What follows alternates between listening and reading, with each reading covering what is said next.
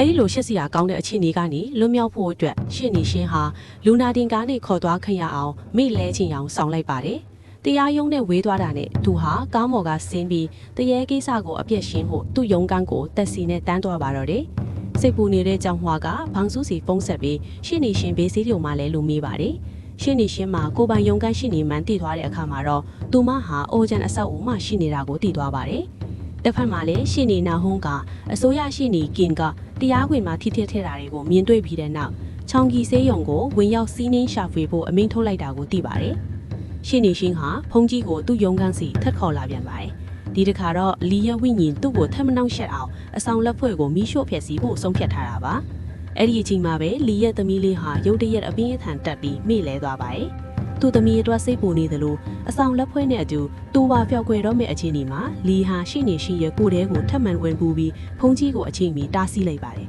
။ဒါကိုမြင်သွားတဲ့ကြောင်ဟွာကအကြမ်းဖက်မှုလုပ်တယ်ဆိုပြီးရှင့်နေရှင်းကိုစုပူပါတယ်။ဒါပေမဲ့ဖုန်ကြီးကဒါဟာသူမရဲ့သားမဟုတ်ကြောင်းနဲ့အန်ဒီရဲ့ရှိနေတာကြောင့်နောက်ဆုတ်နေဖို့ပြောလိုက်ပါတယ်။လီဟာသူ့သမီးကိုကူညီဖို့ပြေးထွက်သွားတဲ့နောက်မှာတော့ဖုန်ကြီးကကြောင်ဟွာကိုအကျိုးအကြောင်းအားလုံးရှင်းပြလိုက်ပါတယ်။လီဟာရေအိုင်ကိုဖျက်ပြီးအနီးဆုံးလမ်းကနေသွားဖို့ကြိုးစားတဲ့အခါရေနဲ့ထိတွေ့မှုကြောင့်ပူးကတ်ထားတဲ့ကိုယ်တွေကနေအတင်းအထမထွက်လိုက်ရပါတယ်။ရှင်းနေရှင်းဟာအရန်ဒေါသထွက်သွားပြီးသူ့ကိုနှင်းထုတ်ဖို့ပို့ပြီးစိတ်ပိုင်းဖြတ်ထားပြီးမြဲလီကသူ့သမီးရဲ့စိုးရိမ်ရတဲ့အခြေအနေကိုရှင်းပြလိုက်ပါတယ်။ဒါနဲ့ရှင်းနေရှင်းဟာတက်စီငါပြီးသူ့ကိုကူညီဖို့ချက်ချင်းလိုက်သွားပါတယ်။လီပြောတဲ့လူရုပ်ဝက်နံပါတ်နဲ့အခန်းထဲဝင်ပြီးကောင်မလေးကိုပွက်ချီကဆေးရုံကိုပြေးသွားပြီးမြဲတက်စီကထွက်သွားပါပြီ။ကန်ကောင်းထောက်မစွာနဲ့ရှင်းနေနာဟုံးကိုအနားမှာတွေ့တာနဲ့ကားကြုံလိုက်ဖို့အကူအညီတောင်းလိုက်ပါတယ်။သူတို့ဆေးရုံရောက်တဲ့အခါကောင်မလေးကိုလူနာတင်စင်ပေါ်တင်သွားတာကိုကြည့်ပြီးနာဟုံးဟာနာကျင်စရာအသေးတစ်ခုကိုပြန်တရိရသွားပြီးတုန်လှုပ်သွားပါတယ်။ကန်ကောင်းတာကကောင်မလေးရဲ့အခြေအနေဟာကုသမှုခံယူပြီးတဲ့နောက်အနားယူဖို့ပဲလိုပါတော့တယ်။ရှင့်နေရှင်ကမင်းကျူးကို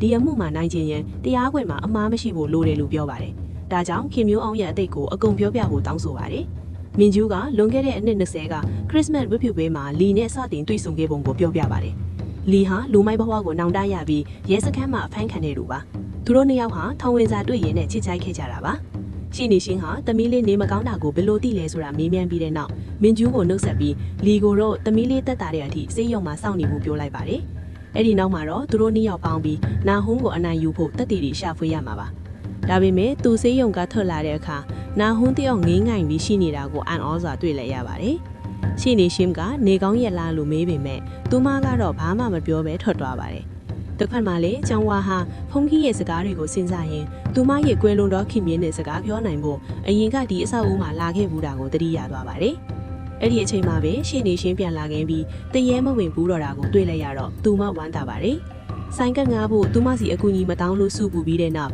အာမခံကြီးတစ်ဝက်ကိုရှင်းနေရှင်းကိုပေးမဲ့အကြောင်းစာချုပ်မှာလက်မှတ်ထိုးခိုင်းပါတယ်။ရှင်းနေရှင်းကညင်းပေမဲ့သူမကအတင်းအကျပ်ထိုးခိုင်းပြီးဆိုင်ကကောင်းကိုပါလိုအပ်ရင်သုံးဖို့ပေးလိုက်ပါတယ်။